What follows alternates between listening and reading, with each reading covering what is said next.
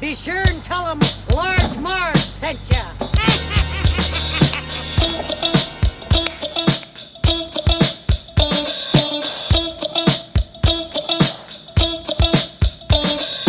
In the 90s, we were just teeny tykes. We went to movies and our bikes. We wanted to be DJs, but we were just teeny gals. So we went off to college and we remained best pals. 20 years later, we're still watching flicks and we're bringing you the favorite bit by bit. Sweetie and Sweetie are here to say it's the Large Marge Santa's podcast.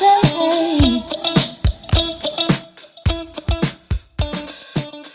Guys, welcome to the Large Marge Sent Us podcast, your favorite podcast where two sweetie sisters talk about movies that shaped their childhood. I'm Sweetie with an IE. And I'm Sweetie with a Y. Hello, Whoa. children. What's your damage? I just realized that we have the same name on this podcast, Sweetie and Sweetie, just like very similar to a movie that we just watched for this podcast episode. Could it be? Is it? Heathers. Whoa. Heathers. Okay. Yeah, pretty brilliant. Like, that's a really funny concept of like a group of popular girls with all the same name. I do want to say Heather, Heather, big name in the 80s. I knew quite a few Heathers, right? Yeah. I want to say Heather, Jennifer, Crystal was really big. Yeah, Crystal, big. Yeah. Amanda, always big. I feel Amanda, yeah. Emily was too, but Emily is like a forever name. I didn't It's have any never friends like named Emily. Isn't that weird? that is weird. Wait, maybe I did. I shouldn't say that because I'm sure I did. And that person's out there listening like, what the fuck? What's wrong with you? Yeah. I had a Emily in my grade. Luckily, she went by Emily Ann, her middle name. Thank God. So that it was like a whole different thing. Except I learned in high school she hated it and actually changed just to Emily. She hated being called Emily Ann and always like resented me that I was like just the Emily. Wow. Not in like a mean way, but like Heavy. she told me that one time. She's like, I just wanted to be Emily, but I feel like I had to be Emily Ann because like you were just Emily. Yeah. Anyway, well, yeah, Heathers from 1988. I had a craving to do this movie. I don't know. I was like trying to go to bed one night and I was thinking about just the Mean Girl movie concept. And, if obviously the Mean Girl movie kind of for us is probably Mean Girls. That's sort of the most recent one and definitely like has a lot of similarities to this one, I'd say. Definitely like use this as inspiration. But in general, I'd say the 80s was like the Mean Girl movie time in the sense that like every high school movie was essentially like a Mean Girls movie. There was always a mean popular girl, right? A mean popular blonde girl. Yeah, exactly. So that like whether it's the John Hughes movies, like Can't Buy Me Love, I wrote a couple down here. I just felt like they were all like about that. Yeah. So Heathers, as I said, from 1988. So this stars Winona Ryder. Classic. She's really good in this. I grew up, this friend of mine thought I looked exactly like Winona Ryder. And when this is like 8th grade, and I took offense to it because I was like, I don't think Winona Ryder's pretty at all. I just want to say that now with like a bunch of hindsight, like I'm really happy I look like Winona Ryder. Yeah. Like she's awesome. Yeah. I think we tell this story every time we have a Winona Ryder's. I just feel so bad that like I didn't think she just wasn't. I don't know. We had a lot of like pale jokes. I feel like made at us because we had dark unique hair. looking. But and she was so unique looking too. I think we resented like pale people, and we didn't find them. It was like that annoying thing in the '90s where like tan was hot, Yeah, so definitely. pale was not. And I think she's like very unique looking. Not that I'm like the most she's unique not a Heather. looking ever. Exactly. She's a Veronica. So love that. Christian Slater, I don't know how young he is in this movie, but he looked like so young. Like his face hadn't like grown into like what Christian Slater was gonna be. Baby I face. feel like total babyface Slater. And Shannon Doherty is sort of the other well-knower in this one as one of the Heathers. Heather Duke, I think is her name. Good role for her, I guess. Spelling. Tori Spelling saw this movie and told her dad about this performance by this girl, Shannon Doherty. I keep calling her Sharon. Shannon Doherty. And recommended her for Brenda for 90210. So there you go. Well done, Tori. I know. I mean, did she regret it though because she turned out to be like super bitch to everybody and they hated her, or like, you know? But would it have been what it was today without Brenda Walsh? I know. No, definitely not. I love Brenda Walsh. And then the other characters, so you have the other two Heathers played by Kim Walker is the kind of the Regina George character, the Heather number 1 as she is called. Red Heather, I call her. Red Heather. What's her name? Heather, something with a C, right? Her last name? Like Chandler, yeah. She was in some 80s stuff. I guess she was in Say Anything. I don't remember that movie well enough to know what she was in that. I've never seen that, actually. Tragically died of a brain tumor at 32. So no more movies after that, obviously. Maybe in heaven. But yeah, there was some like sketchy thing in the trivia that like one of her lines is like something, did you wake up with a brain tumor this morning? And then she actually did get a brain tumor and die? Like what? It's like, is this movie so creepy. I know. The other Heather is played by Lisanne Falk. Didn't see her really in anything else either. And then the only other actor I recognize was the guy who played the priest. His name is Glenn Shaddix, and he's Olaf from Beetlejuice. His name's Olaf? Yeah. In Beetlejuice? Right? I always thought it was like Lotho or like Loso or like something weird. Pretty sure it's Who's Olaf. Lotho? Whose name is Lotho? No. I think it's Olaf. Have I seen that movie enough? I don't know. Now we have to look it up. Yeah, look it up. So obviously the stars, Winona Ryder, Christian Slater, they tossed around some other names that maybe were going to get this role. I guess the Winona Ryder character, they really thought it was going to be Jennifer Connelly. It's Sorry. Otho. Otho. Ha! I win. Who's Olaf? It's Olaf. That's Okay, like the we snowman basically in were Frozen. both close. Or the Okay, horse. we had it half right, each of us. I want to say that's pretty good. Well done. Teamwork. Teamwork. Two makes brains dreamwork. coming together as one. Two sweet confusions. Yeah, that's coming bad. together. Yeah, so supposed to be Jennifer Connelly. She did not end up doing it, so it was Winona Ryder. And then the Christian Slater character of JD, like really, really close to having Brad Pitt do it, which really I cannot see. Too wholesome. You know, I mean, maybe just from other roles that Christian Slater has played, but he definitely does have that sort of like charismatic psycho quality to him. Well, if he was that like does a super fit hot really well. guy, then like he would have been a hot jock, and that would have been Right. confusing to be like, why is he a weird outcast? So it didn't work. It wouldn't have worked. Exactly. Brad, nice try. So huge cult. This is labeled as a cult classic for a lot of people. I remember this was like a movie I feel like I heard a lot about as a kid, born in the 80s, but came of age like in the early 90s. In the sense that it was this dark kind of inappropriate comedy kind of a thing. And I was like, I got to see that. And so I have seen it once, but honestly, watching it now, did not remember almost any of it. The only scene I remembered was the football players die. And the dad goes, I love my dead gay son. And that was like the only one. I remember watching that and thinking that was like the funniest line ever. Honestly, the homophobia in this movie is painful, excruciatingly painful to watch. And it's kind of embarrassing that is like my one line. I was like, oh my God, as like a 10-year-old. Well, It's so funny. I thought that It was is funny funny. too, but like, yeah, the other stuff is just like it's just crazy. You know, I mean, this is peak 80s gay 80s, panic of yes. AIDS and everything. So Yeah. But just like this, I mean, if this is even a real thing, I don't even know. That in this, I mean, it's a small Ohio town, right? So they're all very like close-minded and whatever. The fact that like if you drank mineral water, which let's remember is just bottled water, people, that meant you were gay? Like you're a fag. You drink bottled water. I mean, that just like blows my mind however many years we are from past that time. Anyway. So crazy. So I just remember thinking this movie was like so cool when I was watching it. I'm cool watching this, blah, blah, blah. Obviously did not like really like stay with me because I didn't remember much of it. And I was like a little disappointed on this rewatch. It was interesting, but I expected more from it, I guess. I don't know. I thought it was going to be more mind blowing. It wasn't much to it for me. Yeah.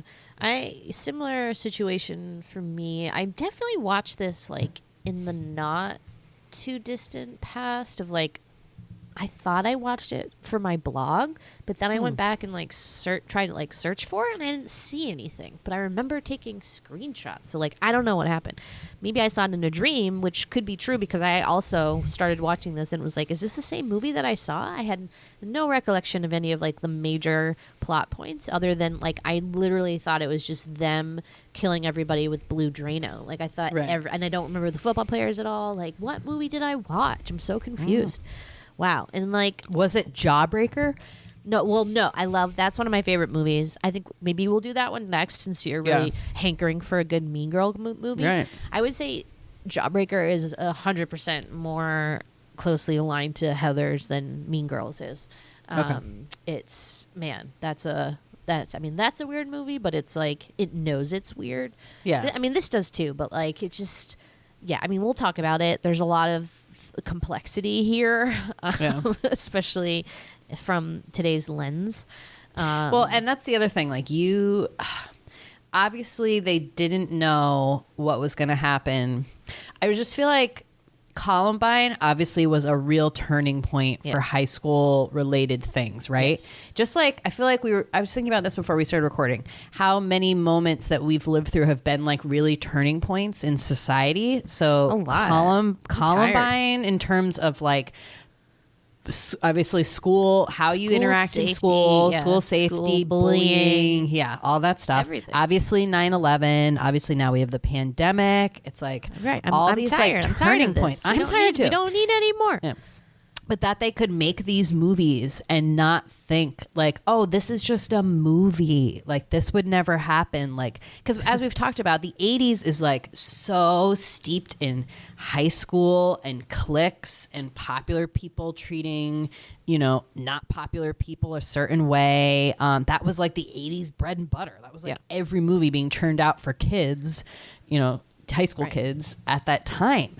And now it's like, wow, you could not make this movie today. I mean, wow, so inappropriate. And very, very interesting just to think that they thought like that would never happen. Like never happen. Well, there wasn't going to be. Never happen. I think they just thought it wouldn't be. I don't know.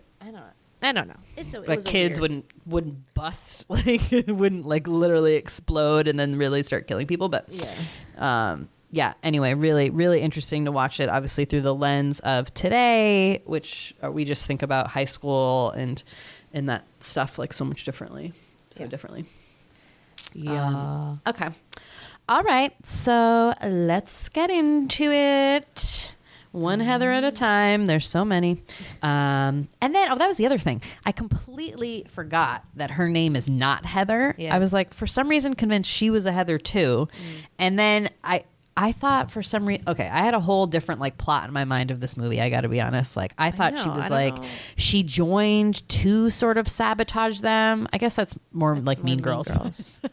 But like when it was in the beginning croquet scene and like her head is like there, I'm like, wait, she's with them. She's friends with them already. Like I thought it was like a progress I got confused too. Like maybe it's like the Mandela effect and like we like have thought a different thing this whole time and like. But that's not the truth. I don't know. Really weird. Really alternate history. All right. It's time for the sweetie synopsis. Yeah. Sweeties. Grow up, Heather. Bulimia is so 1987. Veronica's. Wanted to laugh. Come on. Bulimia is not funny. Come on. No, it's not. Like it's really not through the lens of today. It's a very serious issue. You can't do eating disorders. It was a serious issue then too, and like I know. The sad thing about the 80s is that like all of these things were present in the 80s, but they didn't think them like important enough or like serious enough to not joke about them. So like I think that's the thing that I'm always like most jilted by when I watch a really like 80s movie. But yeah. What were they bulimia, worrying about? non-binary. What? What were they worrying about if What do you not mean? like these important things?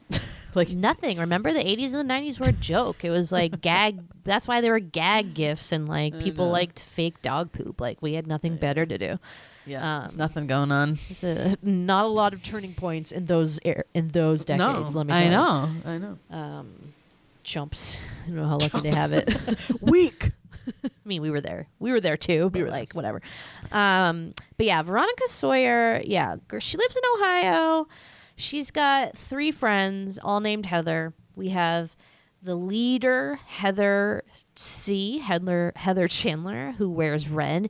We have Heather Duke, played by Shannon Doherty, who wears green and is bulimic, and Heather McNamara, who wears yellow.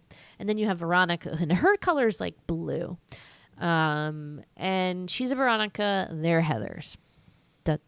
We don't know anything about like how they got together, like how long this friendship has been in play. We don't really know anything, which I was also surprised about. I was like, wow, I don't know any history of these people. Like usually it's like Heather and I met in 5th grade and weren't, like I have no, like why is she friends with these And people? like, why did she make that change like over to the dark side? Because she seems right off the bat very different from them. I guess in they're a all lot of ways, right? rich, I suppose. Like Veronica has this very like luxurious backyard where they play croquet, and it's like such like a posh thing. But And her parents eat pate, and she tells her dad, he's like, what does he call? She calls him all the time. Maybe because you're a something. Like everything he does, he's like, why do I read these dumb spy novels? oh yeah, It's because you're an idiot. Yeah. Like, that's how It's she like talks to something, her yeah. dad. It's like this ongoing it's joke. weird. Like her parents are so strange. they're so strange. But Veronica seems okay. She seems okay. Yeah. So her and her friends do these like lunchtime polls, which I was like confused about. It was but then you find out it's like for the paper. Confused. Anyway, so they go around asking people questions, but they're asking like all the popular people the question, and Veronica's getting like kind of annoyed about that. And it's like, why don't we ask other people? And meanwhile, she sees this like very mysterious dark gentleman across the cafeteria, as you do in high school. Who's that guy? And then it's Christian Slater as JD, Jason Dean, JD for short. She's immediately very intrigued by him, and I think like his uniqueness calls to her in the same way that hers does to him. Like they seem to have like found each other as two people swimming in an opposite direction from everyone, if you will. Yeah. So at first it's very exciting, and like they have this like passionate sex on the croquet field in her backyard. Very like adult romantic, tryst, if you will. I don't know. But pretty soon, he seems like someone, we don't really know his deal either. So he moved there. So he's like kind of new, right? So that's why not a lot of people know him. He's like an army brat, but his dad's not in the army. His dad's like a businessman. Serial killer. I don't know. Yeah. Like Also a serial like killer. I don't know. Explosions expert. What is that called? Like Fanatic? demolition. Arsonist? I don't know. Like why? I did Why was not he understand watching? that He was part. like, I put a Norwegian in the boiler room, like a person, and then blew it up. I thought that he owns some business, remember? And like people don't want to sell their buildings to him, so he can like make his business wherever he needs to go. So he just like plants bombs in the buildings and destroys them. Is that what? But then but who's the Norwegian he put in the boiler room? It's like that a was bomb. very bizarre. No, It's I a think that was a bomb or something. person. I thought he meant like he What? put a Norwegian. I think it was a bomb. Why is a bomb a It's Norwegian? the bomb. That's so weird. I'm so confused. But anyways, so Heather and JD kind of share this mutual hatred of the Heathers and like the popular Veronica. people. Sorry. Veronica and JD share this mutual hatred of the Heathers. So after Heather C brings Veronica to a Remington party, which is like a college party basically, or like at a frat house or something. Veronica all of a sudden like hates Heather, but like why does she like turn so drastically to hate her at that party? I like because she shut her down. Remember, because she barfs at the party, and then Heather gets really pissed at her, and then she says these pretty terrible things to her, like "You were nothing," like "I made you." So when she's writing in her diary, that was like after. Okay, Yeah. that was confusing. Yeah. I thought she was like found a room in the frat house and was like, "I need to write in my diary," and was like doing it, and I didn't realize that like she was looking back on the past. Okay, now that makes sense. So they kind of have like a falling out basically, and so she decides she basically wants her revenge, and her and JD break into her house because they know her parents won't be there, but she will, and the plan is to like make her puke. There's a lot of like puke emphasis in this movie, which I was like not a super fan of, obviously, but Veronica thinks it's gonna be like the funniest thing to make her puke, like I guess because she puked at the party and she yelled at her. I don't know. It's very strange. So Veronica's idea is to give her Sweetie's favorite mixture, orange juice and milk, which Sweetie always compares to barf. So I thought that was quite apt. And then crazy JD is like, oh, here's some Drano. Let's give her this in a coffee mug so she doesn't notice and then dies. And she's like, haha, very funny. No, that'll kill her. He's like, right. And then they they like have the mugs, and like one has the orange juice and milk and one has the Drano, but Veronica accidentally picks up the Drano mug, and JD's like, oh wait, and then he's like, never mind, and he's like a psycho. And so they give Heather the drink. They tell her it's a hangover cure. She doesn't drink it at first. JD like goads her into it, being like uses the old Marty McFly trick. Basically, you call Chicken? them or wait, is it Marty McFly? No, the Marty McFly like Achilles heel. If someone calls you like chicken, oh, you're not going to do it. Like you have to do it, kind of a thing. So she does it and instantly dies and falls onto like the classic 80s glass coffee table, face down, and is dead. And Veronica's pretty shocked, but like not too much. And then JD's like, whoa, that was crazy, which like, he's a psychopath, like right off the bat, because he's like kind of into what happened. He's like, whoa, that was awesome. And she's kind of freaking out. So to fix this, luckily, Veronica is a great handwriting forger. A forger, maybe just a forger. Or is a forger like forging steel? I don't know. Do you have to specify? Who knows? But so they fake a suicide note from Heather, and it's very like dramatic, and what's the word that she uses that Heather missed on the vocabulary? Like myriad. And that's it. And so, easy peasy lemon squeezy. Nobody looks into this. They assume she is dead by suicide. The school has to like deal with it somehow. They decide that the like weird English teacher, I believe she is, like decides to share the suicide note with the class. Yeah. Which was like an interesting choice. And a strange thing happens where like instead of Heather's legacy dying with her and her like bitchiness coming to an end, now everyone all of a sudden is like, Heather was so great, and like she was more popular dead than she was alive. So Veronica's pretty pissed about that. But now there's this whole kind of like suicide craze kind of weird thing happening at the school. But worry not, because who should step into her place to fill those mean girl leader shoes? Sweetie. Another Heather? You're up. Another Heather steps in? What, Yes. the blonde one?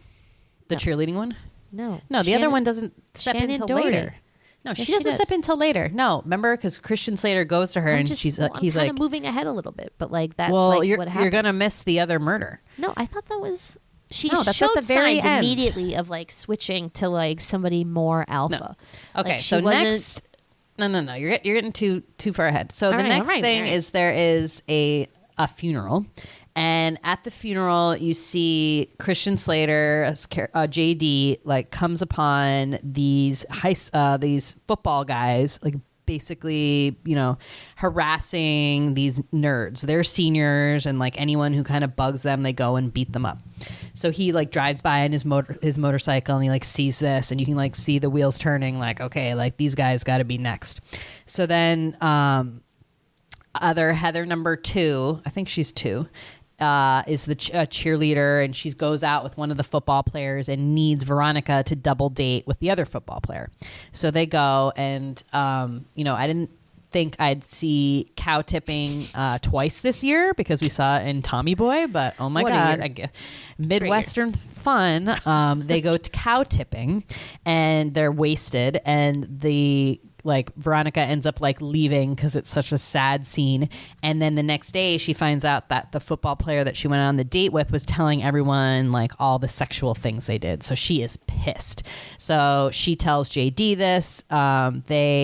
They're like boyfriend and girlfriend at this point. So they cook up a revenge thing. And what they were going to do is Veronica was going to call the football players and be like, let's have a threesome. Meet me in the back of the school.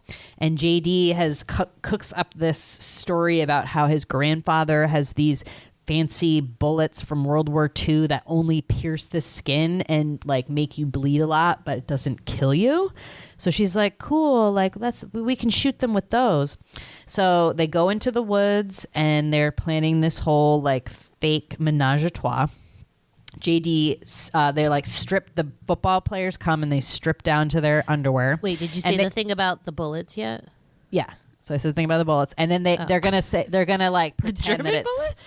Yeah, it's a gay love thing or something like that. So they bring all these what they say are very gay things. So like I said, mineral water, whoa, chocolate covered cherries, mascara? A tube of mascara, Awful. really, I don't even know what that was.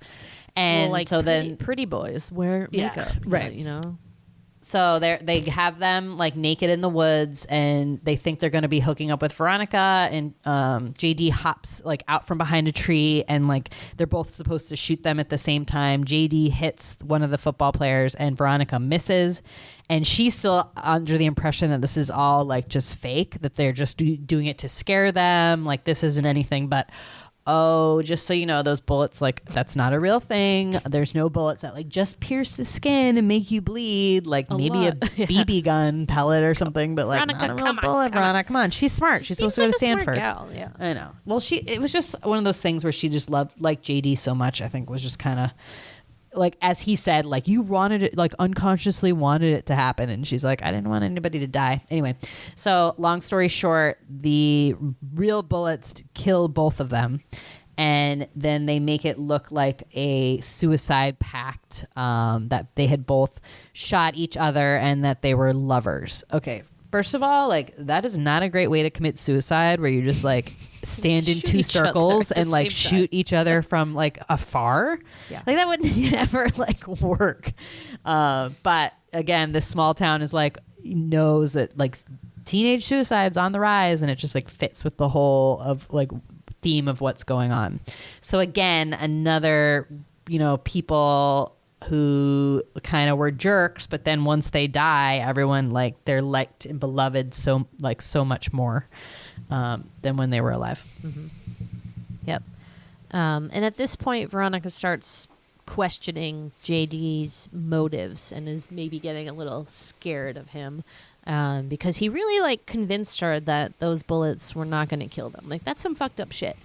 Yeah, that's some crazy shit. And same kind of thing with the Drano, where she was I don't want to take it that far, and he's like, yes you do.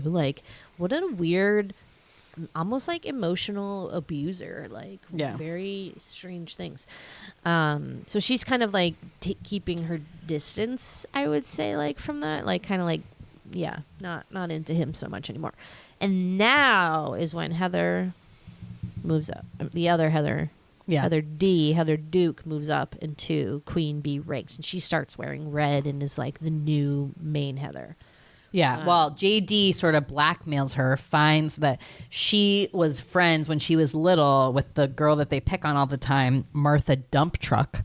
I don't know what her last name is, but that's what they call her. It's Drummuck or something. Yeah. And so she's so ashamed, this can't get out. And so he's here's what I need you to do.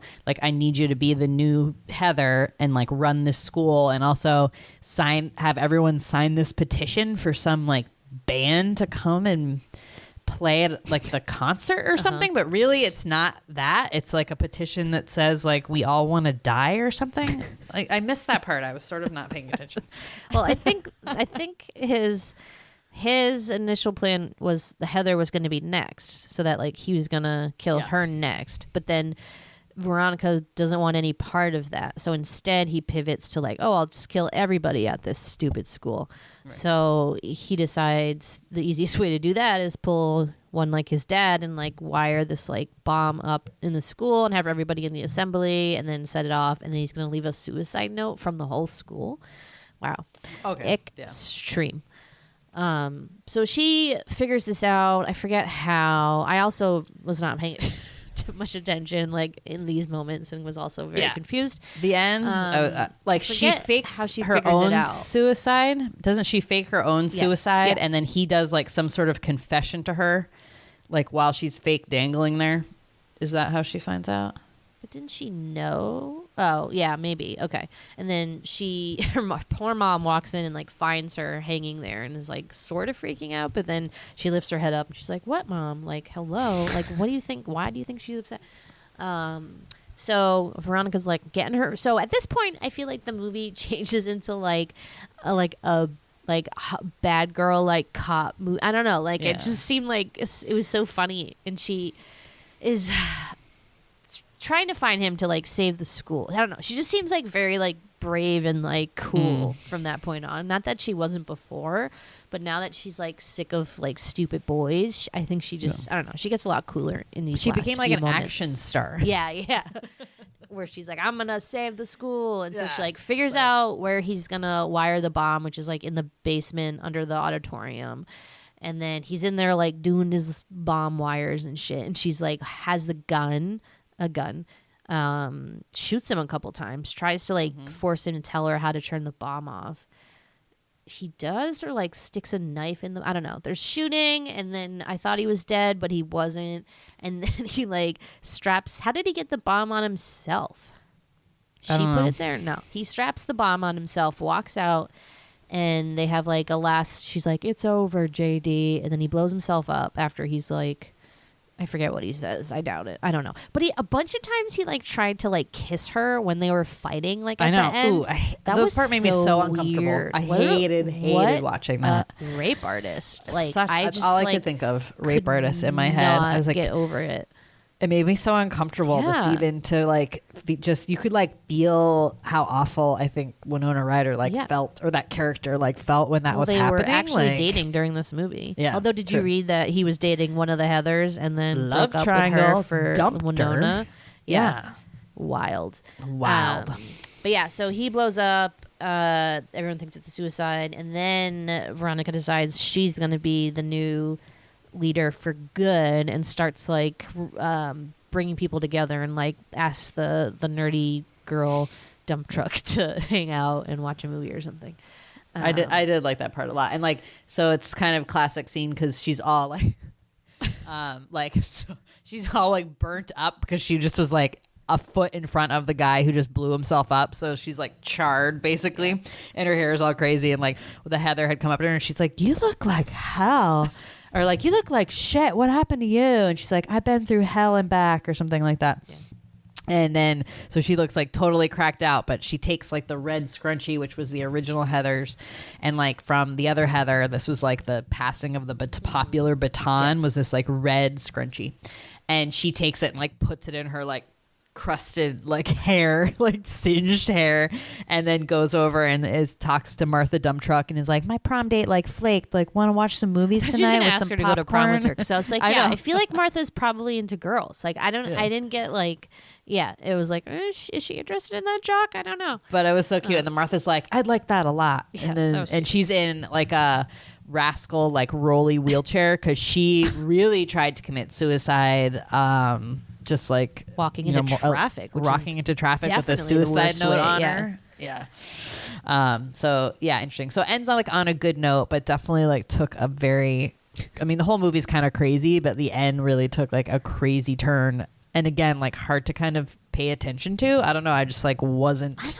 No, once it became like the mean girls were gone, I don't know, I got like not as interested. like less interested, and like when it turned into the like JD is a psycho Yeah. show. Like I was like, Right. what is this? It was like too much of that, and I was just like, yeah. And it was because you like kind of liked him at the beginning, but Yeah, then I was obviously he turns confused. into this rape artist, and then like, and obviously like Veronica doesn't like him, by the end either, and really does be like, I don't want any more of these guys in my life, and then Yeah, she like shoots fuck him. them. Yeah, I like kinda that. I love that part. Yeah. So this movie is wackadoodle, in a good way. Definitely can see why it was like a cult classic. There's some really like, it's a dark comedy, so there are very funny parts to it. Looking back, it's the 80s stuff is so funny. Whether it's the expressions, I said a couple, and these are like particular to these kids. I don't think they necessarily like you said this in the 80s, but like, what's your damage? Like, can we please jam? Like, you need like a whole dictionary of like a glossary of what these terms mean because they're so wild. And then obviously the fashion is so crazy. So the style for these girls is blazers. All they do is wear these like weird, very almost like in the Don't Tell Mom the Babysitter's Dead, when like the uniforms that we thought were like remember the whole like Yes, I thought the uniforms were like you'd wear to school as like, look at this But cool then we like asked Keith chef's Coogan on outfit. Twitter, and he was like, yes and no. And he was like, originally that was supposed to be the idea, but then they like changed it to like, restaurant workers in and that like, industry. Industry. Yeah. You're not wearing a chef's outfit or it to was like, school. oh no, It's like- I think Keith Coogan said it was like meant for like a technical school where like you were Right. learning different trades. Maybe, Right. maybe we'll have to go back and check the record. But I Keith, was just convinced people were wanting to dress like a referee in school. who would want to dress as a referee? That was funny. Good Katrina whipping stuff. up Whipping up excitement in her boots. in her boots. Thank you, Katrina. This is the dance. The dance. So it's blazers, all different kinds. There's a lot of tights and like matching colored tights and shoes, which is such an interesting Which was also concept. for like the way that they like told the Heathers. I feel like having Right. the colors was very Yeah. smart. So a lot of the outfits are heavy, obviously, on their signature color. Their color, yeah. Obviously big hair. The Veronica character, though, is like an eccentric dresser, I'd say. She had the most eccentric hats like Was that weird? I've like ever seen. African style hat at the There's one an of the African funerals one. she wears. Like Yeah. what? She had like all these crazy hats. She also had a monocle. I don't know if you noticed that. Yeah, in like one scene, right? And then I was like, wait, has she been Two using scenes. this every time she writes in Yeah. her diary? Yes. Oh my god! But it Very, reminded very you strange. so much of like Lydia Dietz, right? Like writing in her Right. diary and like Yep. these dramatic things, and then having a monocle. Like, what is this, Lydia? Yeah. But then the progression of that character, she gets into more like dark clothing and very simple, like as she becoming more like against the popular crowd. So that's, like costuming 101. Very, very cool. But As a costume designer, I know. well, no, it just like the costuming like is purposeful. Yeah. That's just what I'm saying. I Like know, it I know, also I know. It's tells just the funny. story. I just thought it was funny. So it is like very classic 80s in that sense, but with a very much like kind of darker tone to it, I'd say. And thus they mentioned swatches, which we love And swatches to talk about. So Yep, good times. yep. I feel like definitely there's obviously some like satirical, satirizing happening here for I don't know, trends in high school and like following the crowd, I guess, would you say? And maybe like the educational system's like negligence of like not paying attention to suicide enough or something. Like I could, like it was something like there definitely had a point to this, but like I wasn't sure I was like getting it fully. Did you feel like that? Yeah. Well, I read something about it. A big part of the guy who wrote this was hearing about whether his daughters or his sisters' experiences in high school or something like that.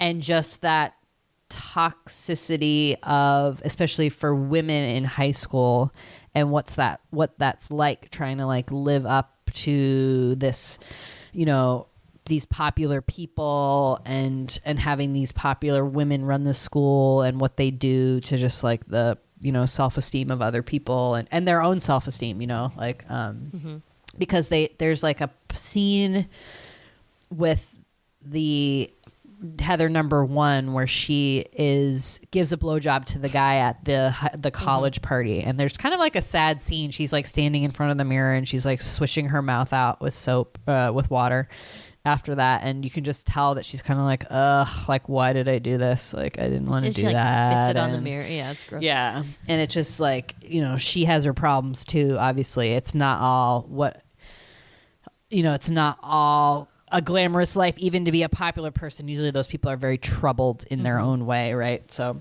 yeah, just like in general, like a satire about high school, I guess, and just trying to take that. I think, like, as we were saying, like, that since the 80s was the bread and butter was high school movies, but never like talking about, like, they always did like an after school special kind of thing with high school movies and bullies. I'm thinking like Can't Buy Me Love, or was like that whole scene where they like stand up to the popular people and like, don't pick on Kenneth and blah, blah, blah. Like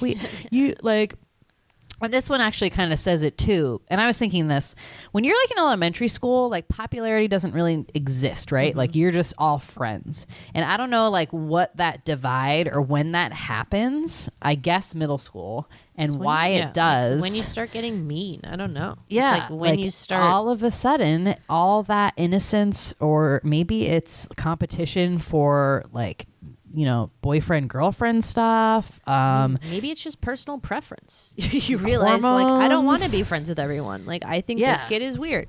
I don't know. Right. I don't know. But that switch happens. And then, so in this, they have 2 instances where they have the Heathers, well, Veronica, and then one of the Heathers, like they do a thing where they say, well, they were friends with these nerdy people in elementary school, and they have these cute little photos of them in Halloween costumes. And Veronica tries to go back to that one friend that she had, Betty. but Betty, but she's like terrified of the popular people. And it's just like, yeah. So it's just interesting that, but that is true. It's like, you're not going to be friends with everyone your whole life. Right. You grow like out, when you're you grow kids. out of friends. You talked about it. Yeah. So It like happens. that's okay, but just interesting dynamic high school movies always through the years, I'd say. Yes. What else? Okay, so we already went through My Dead Gay Son, the very homophobic 80s. So yeah, as we said, like this was the peak gay panic with the AIDS epidemic and kind of what was going on even just with the government, and how like Ronald Reagan was like treating the gay community and stuff like that. So it was, so this whole theme is like, oh my god, if you're gay, it's like the absolute worst thing ever kind of a thing. Mood, which just is so awful to watch now. So that was tough. I didn't get, what was that routine that JD did with the weird dad, where like he pretended to be the dad and like the dad like was him. Like all of their dialogue was like, "Hey son," like I don't know. I didn't even like catch on for a that? second. I thought it was like Veronica's dad when he was watching the video. The only time I noticed him was when he was watching the video of the building blowing up and being like getting like hot about it. Yeah. But no, I didn't catch that.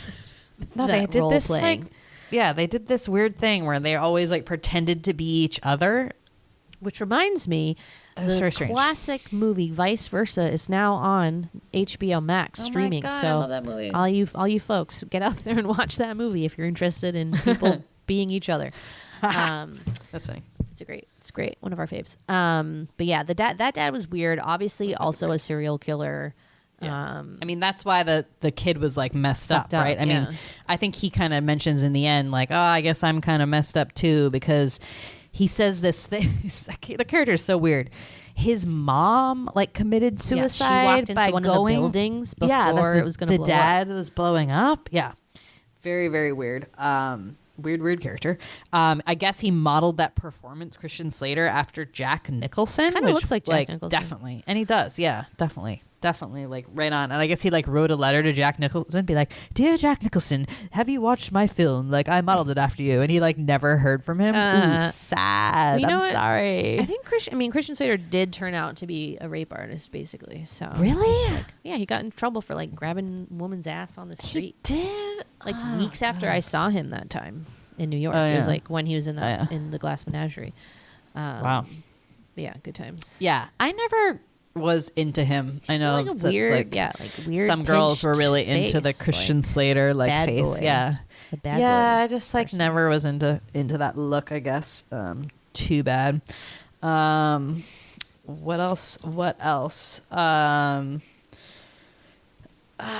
Okay, so then the only other thing I have was that so they so that when the first Heather dies and she falls into the glass coffee table, and then next to her is a Cliff's Notes version of The Bell Jar by Sylvia Plath.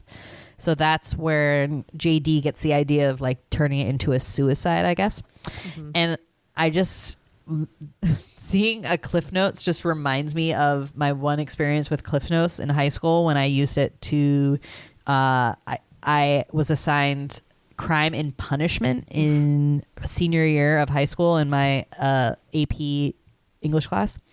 Very difficult book, guys. I don't know if you've read that. If you're 17 years old, also very, like, even more difficult. It was an AP class, but still, like, what the fuck? Like, Dostoevsky, like, didn't get it, like, really needed the Cliff's Notes. So they really helped me because what I would do is I'd read the book and then read the Cliff's Notes, and that would, like, clear up what I didn't understand, right? Mm-hmm. However, in the back of Cliff's Notes, they also have ideas for, like, essays. And I was like, oh, this will like really help me write an essay. So I like took the ideas and I guess a lot of it like word for word. And I passed that on to my friend Ashley, who did the same thing. And we ended up turning in like a very similar paper. And my teacher like called us after school. We had gotten F's on it. Like she knew what was up, and like we got busted. And I had never cheated in my entire life. I like was mortified. Luckily, the teacher was like, okay, I know this isn't you guys. Like, I mean, I wish she wouldn't been like, wow, is this a cry for help? Like, maybe this is too hard. Like that people are like going to these levels, but she didn't think that. But she did give us a break and said, okay, if you write a paper, I'll average the two together. An original paper, I'll average the two together. And then, so I ended up getting a C because I actually did good on the redo I did. Great. But still, that was like, I cannot not see a Cliff Notes and not think of this experience and like how terrible that was. I mean, good tool, sweetie. But don't use Good it to that supplement, yeah, extent. good supplement tool, not for writing papers. Don't Right. take those ones. Right. Yeah, I never would have done that. I was just so like, You were stressed, probably. From I was ballet or something. stressed. I know. I had a lot going on that year. I mean, it was senior year. Who doesn't remember? A lot going on. AP classes. Like, so stupid though. Like, why did I take those? Because that like a huge point of that was like so you could skip something I got to skip in things college. I didn't get to skip any. Well, whose fault is that? Well, I didn't do that good on the college. AP exam. You had to get a 4 or a 5. Yeah, I got a 3 at. What? I think I got a 3 in the English one. Well, I that's don't do why. that good. So you didn't win. I got a 4. I took AP stats and I got a 1 on that one. Totally I thought worth you were it. my idol. I thought you were the smartest gal in town. I think you No. also your senior years when you started getting like a little flirty and like excited about like boys more. Yeah, And so you were a yeah. little distracted maybe. That's just Totally. that's Well, my thought. about time. Like I was like, I moved like a tick up and talk about popular. Would into you call the popular yourself word? a late bloomer? I mean, I barely bloomed in high school, but yeah, in the sense that like I finally got a sort of boyfriend, not even really, and finally like kissed somebody. I think that was the first time I ever kissed somebody. Yeah, Todd Kaufman, where'd you go? Yeah, so that's funny. Yeah, I mean, I wouldn't say I was a Heather or anything, but like I moved up in the popularity ladder. Faux You're show. like that other popular girl with braces in this movie. who's like not a Heather, but The was country club girl. Yeah, She was called like Country Club Cindy or something. interesting. Interesting. Yeah. High school. All right. Anything else? Nope, that's it. Yeah. I'd like to see Jawbreaker. let's do it. I've never seen that movie. I remember the previews. I can't see. Well, do they sell Jawbreakers anymore? Good question. I can't like see those candies and not think of that movie. Again, I know like very like a little bit about the plot in that one, but I've never seen it. Yeah, I can't Sounds wait. interesting. I can't wait. Mean Girls, Mean Girls, Mean Girls. Mean Girls month. Woo! Did you have? Wait, sorry. Did you have Mean Girls in your high school? Were you the mean girl? Yeah, no, I was not that girl. I mean, there was a group of girls who seemed to be a little more popular and like were having a lot of sex. So like probably, Oh. and we like kind of hated them, but like, Oh. not. I don't know. You know, whatever. Tell whatever. me after who they were. I don't even know. Okay, will do. In case they listen, we don't want to embarrass them. Yeah, we don't want that.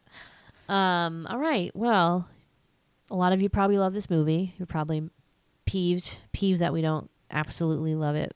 But you know what? We didn't. It wasn't a sweetie favorite. So like we didn't get attached to it. So I'm sorry. Yeah.